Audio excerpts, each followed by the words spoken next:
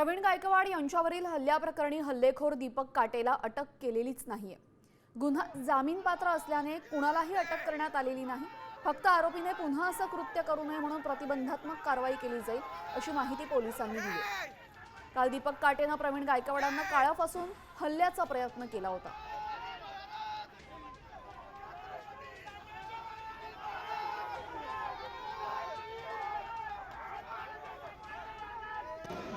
संभाजी भोसले यांच्या फिर्यादीवरून police station Akkalkot उत्तर येथे अपराध क्रमांक 365/2025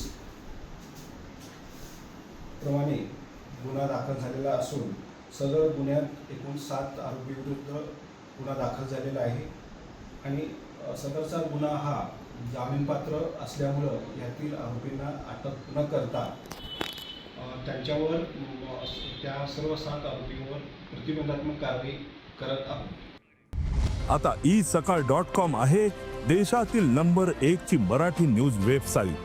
प्रत्येक अपडेटसाठी isakal.com ला नक्की भेट द्या।